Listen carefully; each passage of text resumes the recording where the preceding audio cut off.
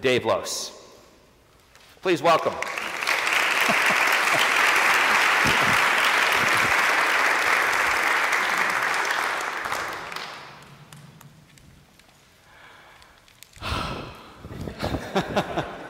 All right, it's delightful to be here in the summer in Minnesota and to be gathered with you. I've called this Faith Formation 101. I want to be clear, not because I think you need an introductory course, but because I need an introductory course. I've been, when we first started thinking about the theme and focus of this year's Rethinking conference, we just went all over the place in terms of finding a name. And we kept coming back to faith formation, and we kept saying, but will people know what it is? And then we had to keep saying, do we know what it is? And so I want to kind of think that through with you, what we mean by faith formation, where we're going, how it's emerging, how we think about that together, and begin this three-day journey together in that way. Saying that, of course, won't surprise you. This, for me, is very much a work in progress. I do not have this all figured out. This is not my normal area of comfort or confidence. That's why I'm wearing a jacket and tie. Got me? But that's part of what it is. So if it seems like there are tattered moments or not everything's coming together, that might be reflective of where we are. And that might be, in fact, a good sign. If we figured out too quickly, I'd be a little suspicious that we have really responded adequately to some of the major challenges in front of us. All right, with that in mind then, here's where I want to start. I want to start with a clip from a film that Meryl Streep was in a few years ago. We had, as you saw, a little sound difficulty, so I'm going to hopefully make it so that you can hear this. It's a clip from a film called The Music of the Heart, which is based on the true life story of a Suzuki teacher in New York City, played by Meryl Streep. And this is a concert that she and her students give, accompanied by some of the world's finest violinists, Isaac Stern and Itzhak Perlman and others. You might recognize them as they're playing. And I just want to start there, and really all you have to do for 2 minutes is listen to the music. Bach's Concerto in D minor for 2 violins.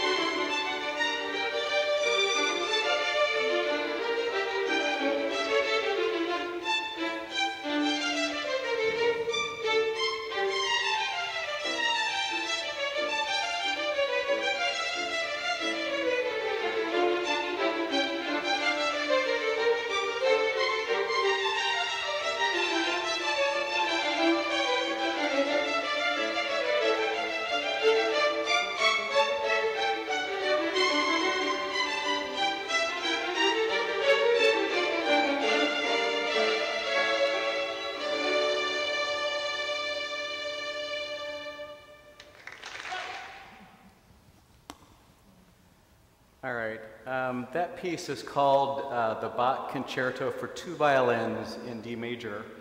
also known as the Bach double. And all I want for the moment is for you just to remember that piece and enjoy the beauty of it. And I'll come back to it later, but for now, just hold the sense of that music, and we'll return to that. So where I want to begin then formally is I want to talk a little bit about identity. I really have three statements, assertions I want to build to, three areas I want to explore, and the first one is around identity. The question of who are we? And there's been a lot of really interesting research in the last decade or so around identity, and some of the things we're discovering is that identity is far more malleable than we might think. That identity is constantly evolving and changing. We tend to locate almost all identity construction in adolescence. But in fact, there are a series of significant life changes, and that at each one of them, whether it's marriage or having children or entering a new phase of a career or retirement or the loss of a loved one, at each time, what part of what makes that difficult is that you are actively renegotiating your identity. Who am I now in this role or with this person or no longer with this person? So identity is highly malleable. It tends to be very fluid. Some researchers are calling the whole idea of identity a necessary myth. It's a myth in the sense that we tend to think that we have this single solid essence of who we really are. That's our identity. And it's unchanging. Even if it evolves over time, it's more or less stable. But as they've explored that more, people have realized that we actually are different people in different environments. That is, you're different with a peer group than you are in a work setting, than you are at church, than you are with your children, than you are on social media. And that each of those different arenas is in a sense a different identity that combine and overlap and give you that sense of stability. But the idea of the stable, integrated whole is something of a myth. But it's a necessary myth, in that it helps us cope. It helps us make our way through the world. So identity is malleable, it's more fluid, it's very dynamic. Again, it shifts and shapes and changes, and it can be, you can call on different elements of your identity in different places, and you will be surprised at times. You might come back from a meeting and say, who said those things that I just said? It's more dynamic, and it's multifaceted. There's no one single element. To say someone is a Christian or a Muslim is a part of who they are, but not all of who they are.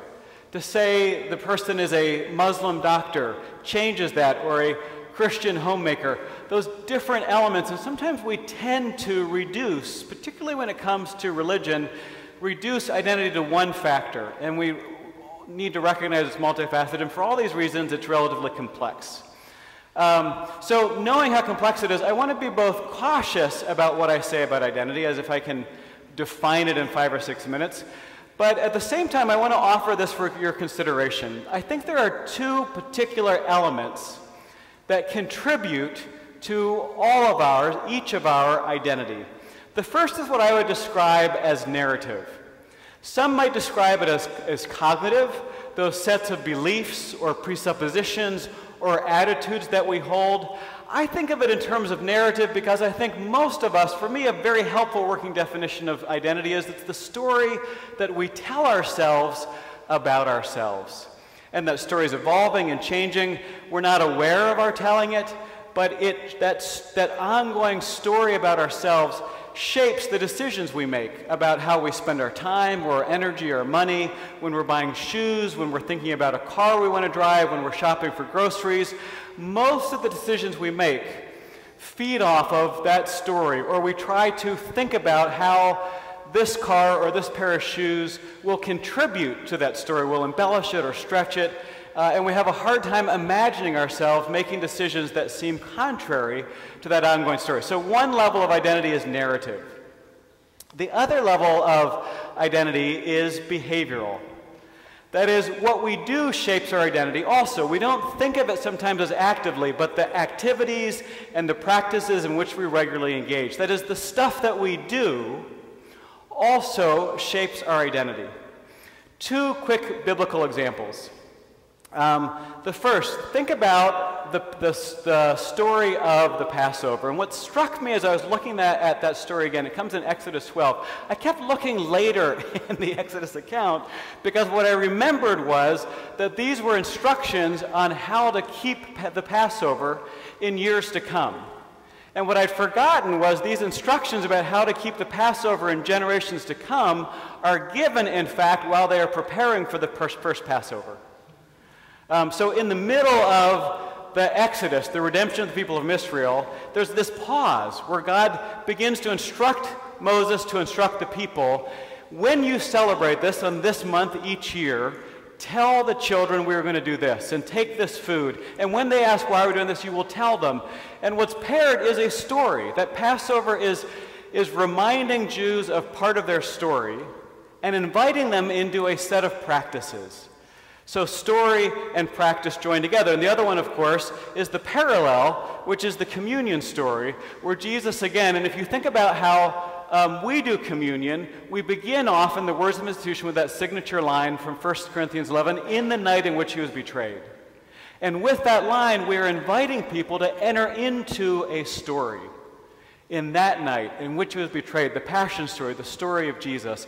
It's a story paired with words. Do this, eat this bread, drink this wine in remembrance of me.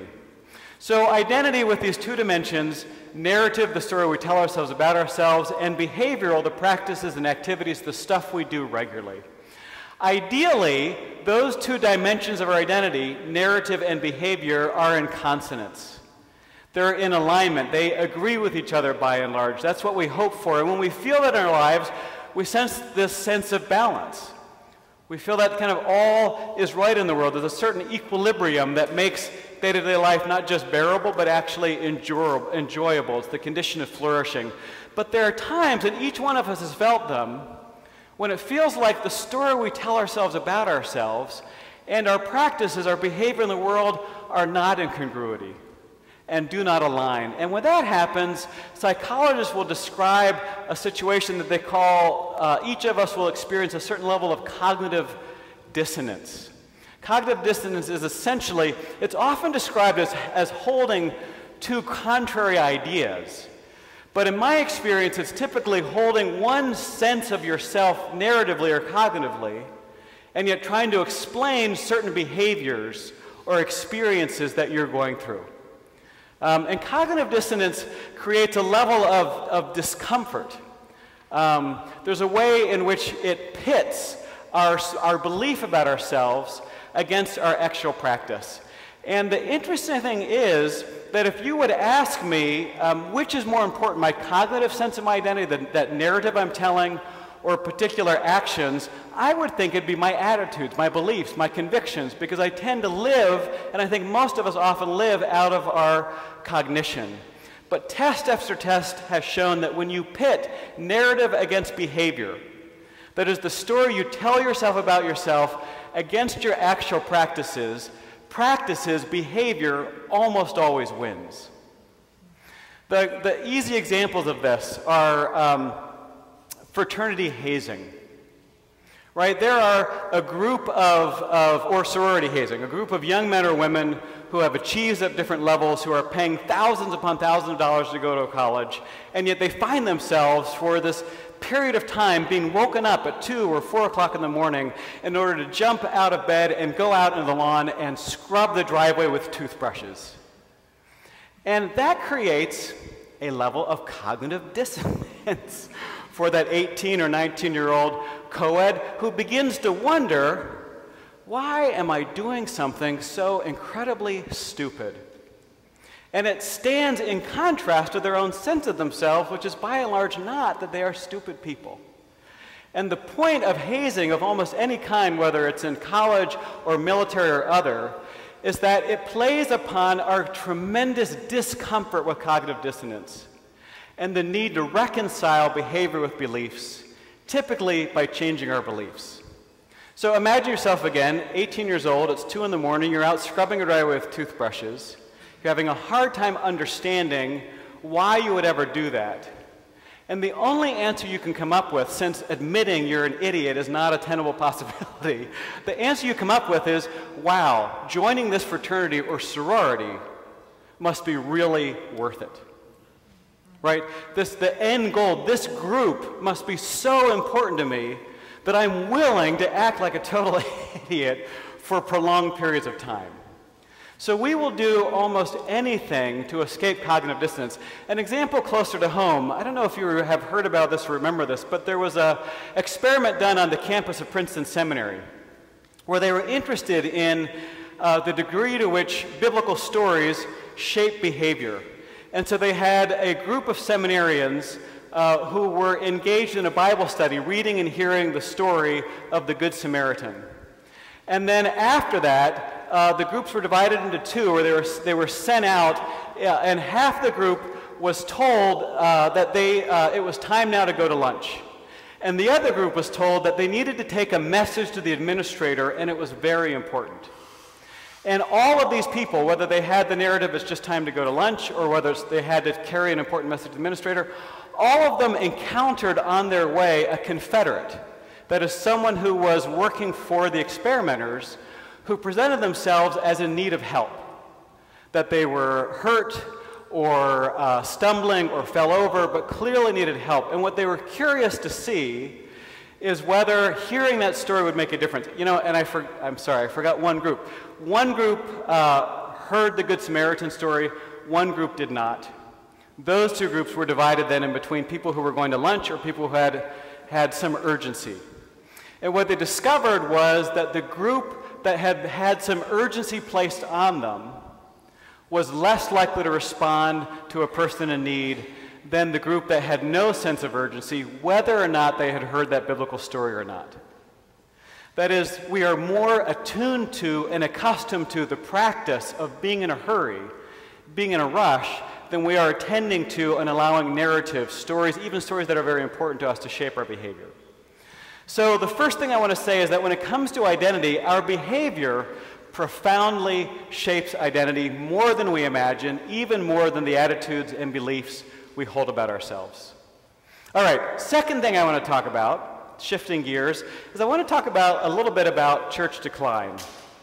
What I want to say very clearly is that actually church decline has nothing to do with the failure of a generation of leaders, the failure or faithlessness of a generation of Christians, the political tilt to left or right, or the irrelevance of the message. Now, I think those last two are things that many of us, I certainly have heard articulated. That the problem with the church today, it has gone too far to the, and then fill in the opposite of whatever you aren't, right? If you're a Democrat, it's to the right. If you're a Republican, it's to the left. But that's one massive explanation. But when we've done studies of relative attitudes in relation to the culture of mainline denominations, there's very little difference from 50 years ago or 100 years ago or 150 years ago. Attitudes have changed, but in terms of a barometer of the larger culture, very little change. Similarly, the one thing we worry about is, does the Christian message make sense in this world of busyness and consumer consumption and all of the rest? And I don't think you'd be here if you didn't also believe that in some ways, is not only is it relevant, it's never been more relevant, and that's why we care. Those two are often articulated. The first two often aren't articulated, but I think explain the reservoir of guilt or shame or depression that so many leaders in the church are carrying, that we remember back to a time when the church seemed to be growing by leaps and bounds and wonder what has gone wrong. Or if not in a leadership position, most of our people, particularly our elders, wonder what have they done wrong when they and their siblings all went to church, and yet their children and grandchildren seem more or less indifferent. It seems optional. We don't speak to those, but I want to be really clear. I don't think any of those have anything to do with slippage in attendance or decline of the church. I think instead that the church decline has everything to do with some massive cultural change. And I'm going to just touch on that briefly and have worked that theme in other Rethinking conferences with you. And I can certainly direct you to a plethora of resources if you want to read more from a number of scholars. I'm going to just touch on a couple things. In particular, what I want to suggest is that the culture in which we live is no longer terribly invested in helping us to tell our story. Which seems like an odd thing to say, but I think sometimes we didn't realize just how much help we were getting from the popular culture. When I went to James Buchanan Elementary School in Lancaster, Pennsylvania, I remember one of the big culminating events of that was being invited to play the role of one of the Magi in the annual Christmas pageant. Now, this was a public school that each year, one of the highlights of the fall season was not a winter concert, it wasn't a holiday event, it was a Christmas pageant where all of us were given roles to play. And I remember being so excited about being a Magi, running home and grabbing the tea service off of my parents' china cabinet, right, the one that they had been given for their wedding, to bring in to be the thing that was going to carry the frankincense and myrrh. That was just a part of the world we grew up in. Almost everyone in my class went to church. We weren't surprised at all to encounter Christian storytelling in the public schools. There was one friend of mine, one boy who was Jewish, Michael, and because Michael was there each Christmas time, we would spend about 20 minutes, and it was clearly Christmas time, but we'd have this break for 20 minutes and we'd talk about Hanukkah and spin a dreidel. But otherwise, it's all Christmas. That's simply no longer true. Now, I don't want to overplay that shift. I don't want to make the case that the culture is hostile to Christianity, because I don't think that's true either. I think the culture is simply less interested than it was before in helping us tell our story through venues like public school or public programming or TVs and movies. It's still there, but not in the same way. The second thing is the culture is no longer interested in whether or not we go to church. That's a shift also. Now again, I don't want to make too much of this and play a hostile culture card. I don't think that's true. But there was a time where it was more or less expected, if you were a banker or a realtor or running for the school board, that on your resume you would identify your church membership and the role you played, church council president or treasurer. And our political leaders from Benjamin Franklin to Dwight David Eisenhower actively encouraged church attendance. So it's Eisenhower who says at one point, I don't care what church they go to, as long as they go to church. Because going to church was linked to creating citizens. And so being American and being Christian were wedded. And many of us are kind of uncomfortable or have been uncomfortable with that hand-in-glove relationship between culture and religion. Or I should say it differently. Many of us were uncomfortable about that for the last 30 or 40 years, and lately find ourselves missing it. All right, so two big changes, just briefly, and then one link to narrative and one link to behavior. And then one third change, again very briefly, is what I would call the curse of abundance. And you and I know better than most that the abundance of this land is not enjoyed equally or distributed equitably, and at the same time we also know that abundance defined as choice, the number of choices you experience every day on how you will dress, or what you will eat, or how you will spend your time, or how you will navigate and get around your world. In terms of the choices we have never lived at a period of greater abundance. And the number of options available to us, our grandparents by and large could not imagine that. And yet with so many options, so many choices, did you know, for instance, when you walk into a Starbucks, you have before you 84,000 different possibilities for how you order your cup of coffee. In that kind of world, there is such an abundance of choices on what you will read, or how you will spend your time, or how you will think about yourself, all these ways to construct your own identity, that more and more people feel simply overwhelmed. And we feel like now we suddenly have to get something from our time. We need to start, we don't have the luxury of inheriting our parents' choices, but have the demand upon us to exercise discretion, to be thinking carefully about what are we getting out of this activity or this choice? What are we doing to maximize the return on investment we're making in dollars and in time? There are so many multiple options for compelling stories to tell yourself and meaningful activities in which to engage, that we live at a time, and this is the summary statement I want to make about church decline, we live at a time, we've never lived at a time when forming a Christian identity was more important. And at the same time, I've never lived at a time where we have less help actually doing that work of identity formation in Christian communities. All of which brings me back to that piece of music that I played at the outset called the Bach Double. Now, if you have any relationship at all to Suzuki violin or Suzuki music, you'll be familiar with the Bach Double. It's one of those milestone signature pieces in the canon of Suzuki literature. In fact, I call it the entryway drug to Suzuki music, because I think there's this time in the life of every Suzuki parent where you're bringing your 3 or 4 or 5-year-old into a Suzuki studio or school, and you come as this hopeful, expectant parent who's convinced that your child has talent, more than you ever had, but you haven't yet seen evidence of it.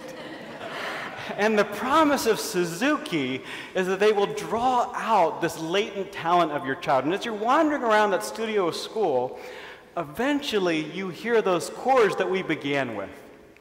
That gorgeous piece of music where the violinists kind of throw the music back and forth to each other. And the first time for me, the Suzuki group our kids played at was located at Bethlehem Lutheran Church in Minneapolis. And I was walking, I'd heard things about Bethlehem, you know, the kind of church it was. It was kind of the Minnesota Public Radio Church and all this stuff. And I was wandering around, hearing this gorgeous music, looking for where they're having the Suzuki classes. And I thought to myself, a little ironically or sardonically, just like Bethlehem, to pump classical music all over the building. And then I realized they weren't playing classical music. These were the students playing. And I walked in and I saw a group of junior high and high school kids playing the Bach Double. And all you can do is think, wait a minute. My kids will be able to do that someday? And immediately you pull out your wallet and your car keys and you put them on the table. Because that's what it's going to take. Years of expenditures and schlepping your kids back and forth to lessons. All right, so the last recital my kids had in the Suzuki program here before we moved east, their teacher invited them to play a duet. You know, recitals are typically a student prepares a solo piece, a polished piece, and then plays it to the adulation of adoring grandparents. This time, I always say if you're lucky, your Suzuki program, or this is true, right, whether it's flute or piano or violin, you name it. I always say if you're lucky, your program has 2 recitals a year. If you're not as lucky, it's 3 or 4. And that was a knowing laugh. All right, so instead of doing a solo, the kids are invited to do a duet. And the duet she suggests is the Bach Double. And so they're practicing and they're playing, and the recital comes, and they're up front, and my wife's there, and I'm in the back with a video camera to capture it for grandparents, wiping a tear from my eye as they play beautifully. It all goes well, and on the way out of the recital back to the car, I said, kids, I want to tell you 2 things. First, your mom and I are incredibly proud of you. That was just quite an accomplishment. Second, you need to know we've been waiting for this day for 10 years. Now, they knew I was kidding, mostly. But later I started thinking about that. They had been playing for 9 and 10 years at that point. I started thinking to myself, what would it have been like if for those 10 years they had showed up at the studio of their Suzuki teacher and they had spent that hour a week listening to their teacher play the violin? What would they have learned? Actually, quite a bit. They would have learned to recognize excellent violin technique. They would have learned a tremendous portion of the canon of Western music, and certainly Western violin music. They would have learned to appreciate classical music in a way I never did. They would get so much more out of concerts than I do. So I think they would have learned a lot. It would not have in any way been time wasted. But what's the one thing they would not have learned? How to play the violin. When I think about where we are as a church right now, I sometimes wonder if we have trained a generation of Christians who appreciate the faith, but have no ability to play for themselves, no confidence in their own ability to do something with a faith that has been handed on to them. All right, third thing I want to work on is the nature of congregations themselves. And I want to borrow an image from some theologians at Andover Newton School who, in talking about congregational life, and they were particularly interested in the idea of vocation, of inviting our people to live each day with a sense of being called by God, they described the current setup of our churches, not just physically, although architecture is a part of it, but also existentially and in terms of identity. They describe the typical congregation as, in particularly Sunday worship, as arranged along the lines of a concert hall. That is, you come on Sunday morning to see a performance of the faith by one who has been trained and set apart to interpret the scriptures and to make connections between the scriptural story and our life story and to talk about her or his faith publicly. Like, in a sense, that's what the pastor is, the professional Christian who leads then a performance, and the audience isn't entirely passive, but the parts are relatively scripted. There's one performer, one audience who is cued into the script. And that worked when we lived in what's sometimes called cultural Christianity or Christendom. It worked because the whole culture actively bore some responsibility for telling the story and inviting people to attend church, encouraging church participation. When that has been withdrawn, though, and we live in a kind of post, and you name it, post-Christian or post-modern or post-Christendom, however you want to describe it, that sense that that day is over, when we live in that kind of Christianity, then the invitation is to see church less as a concert hall and more as a community music school. More as the experience my kids had in Suzuki Music, where you come, and yes, you spend some time listening to someone play, and you spend some time being instructed, and you spend some time practicing yourself, which means you spend some time making mistakes and being corrected, and then you're equipped to go out and continue practicing and continue playing. When you think about it as a very different logic, organizing those two ways of thinking. Are you coming to receive the performance of someone else, or are you coming to be equipped to learn how to perform in your own daily life? If, in fact, we've experienced a cultural paradigm shift, then I think it calls for our own paradigm shift, moving from what I would describe as a performative style of ministry or understanding of congregation to a more formative understanding of ministry and congregation. Performative ministry is, as I described, it's when the professional up front engages in the key activities of the Christian life. And the easiest way to assess what is performative ministry is to think about your own criteria. What makes for a good church experience, a good pastor, a good worship? And typically, we assess the activities, the competence of the performer. Good worship is where there's excellent music and a good sermon, and people read well, and the liturgy moves along. Right now, to contrast that, when I want to think about formative ministry, I want to play with some different images. The image of coach. This is a picture of Cheryl Reeve. I don't know if you know her. She's the coach of the Minnesota Lynx. And in addition to wanting to hold up a coach in general, I wanted to hold this one up in particular because if you're not from Minnesota, you may not know, but Cheryl Reeve is the only coach of a professional team in this state who knows how to win. So, coaching might be one metaphor. Conducting, to keep with the music, might be another. There's Osmo Vanska, who has recently and gratefully returned to the Minnesota Orchestra. Julia Child might be another. And what holds all of these together is that finally what we care about them, the way that we assess their performance, is not how good of a basketball player Cheryl Reeve was, or how good of a clarinetist Osmo Vanska was, or as good a cook as Julia Child was, but rather the hallmark of all of them is we judge them according to how much better their students or players are. That is, what we care about is that over time, in a formative congregation, the issue isn't how good is the pastor at doing these things, but after 3 or 5 years, how much better and more confident is the congregation in engaging in these activities.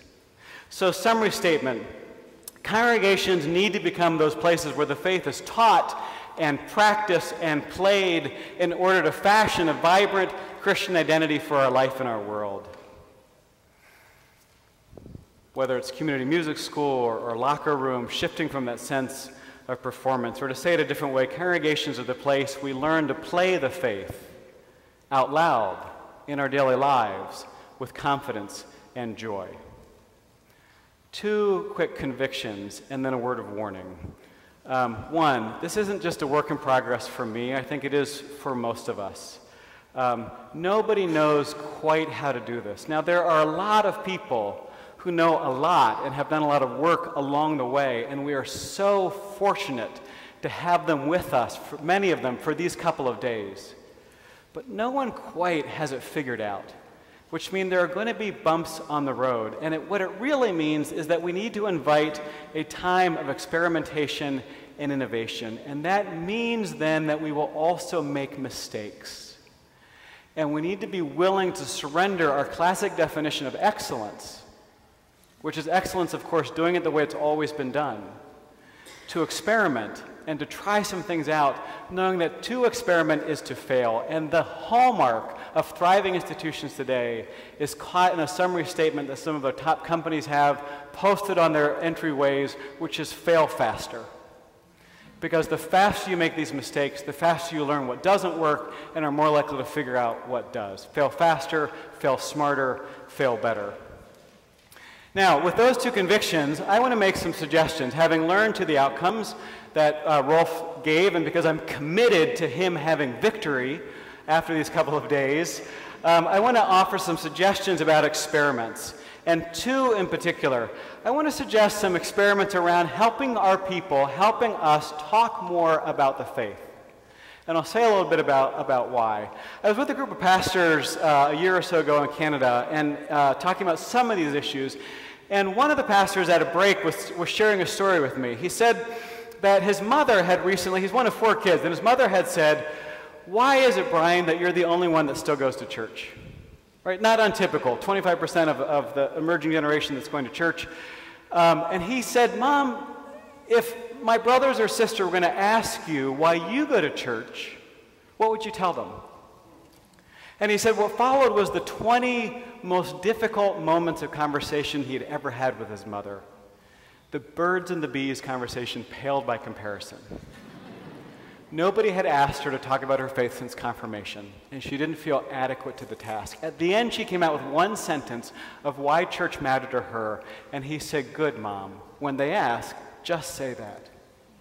So since then, when I'm regularly with groups, and if we had more time, we'd do it here, I have almost always now on this topic invited some time for people near each other to turn and simply say, offer a reason or 2 about why church matters, what your faith means to you, why is it that you put the time that you do into it.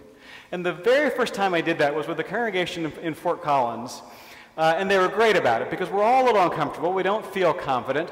But I said, look, it's 2 minutes, that's it, I'll call time, we're going to be uncomfortable, but only for 2 minutes, and they went at it with gusto, and on the way out, as people were leaving, nobody got angry, nobody shook their fist, and one gentleman, in his early 80s at least, kind of hunched over from the years, as walking out with his wife, turned to me and looked up on his way out, and he said, "I want to thank you for that exercise, because it turns out that this gal and I have been going to church together for more than 60 years. And neither of us ever knew the reason the other was going." So we are very much out of practice in talking about our faith. So that's one area that I want to invite some consideration for. The other is the topic of prayer. Quick story and confession. A little less than a year ago, I was flying back from a conference in North Carolina. And my flights were switched, so I ended up on this other flight, and with this guy who had the same experience, we were kind of joking about, you know, the fates have thrown us together, and then we start talking, and he begins to pour out his life story to me. And the last couple of years have been pretty difficult, and he's going home after an encounter with he's going to visit his children of first marriage, convinced that his second marriage is about to end. And in the course of this conversation, it came a lot about him was shared, and we had established that I was a pastor and taught at a seminary. And so as we're going along, I was thinking to myself, I should really pray for this guy. And then I thought, oh, I hope not. I found myself peculiarly anxious in that moment. I did. I finally said, would it be okay if I pray for you? And it ended up being a really powerful experience for me, certainly, and I think also for him. And as I reflected on that, I thought, you know, what's the deal? Here I am, one of those professionals, and when you take me out of my role in a congregation with people I know, out of my comfort zone, I find it difficult to engage in some of those practices. So how much more so are people who have never had training or instruction? Did you ever notice who always prays at a church gathering? The professional. So I'd invite you to think about experiments around just those two lines as concrete suggestions. And as you do, just one quick word on something that's often called outcomes-based design or backward design. And that is to think about, and Rolf's already talked about this, and you've actually lived into an example of that in the outcomes given to you. You don't start from the assumption that you know how to do it. You start instead from what your desired outcome is. And then you determine what assessment you will do, and then come up with a plan for moving that direction. Or as I say it, what outcome do you want? How will we know if we've achieved it? And what do we need to know and to do to be able to get there, knowing that number 3 is multiple steps, and even those have to be backwards. So if you want to talk about faith conversations, maybe don't start with turn to your neighbor and share what Jesus' death and resurrection means to you. Instead, maybe it is turn to your neighbor and talk about the kind of week you've had. Share a high, share a low. Talk about something you're looking forward to. But to build confidence as you move forward. All right, with that in mind, with some hopes, some suggestions, some instruction, then one brief warning. The one dilemma about being in a work in progress is that often we interpret, and I would say misinterpret, the anxiety or the uncomfortableness or the inconvenience of not knowing exactly what to do. We misinterpret that as being dumb. Has anyone started a new job in the last 2 years? Do you remember that feeling? Or if you remember back, I think there's always like this 2 weeks of where you just feel absolutely stupid. And you're not. Everything's new. You're out of your comfort zone. The learning curve feels so steep. We misinterpret this uncomfortableness of moving into a different phase as incompetence. And when I think that way myself, I sometimes take comfort by remembering that the earliest Christians weren't actually called Christians. Do you remember what they were called? They were called people of the way. I love that. People who hadn't figured it out yet.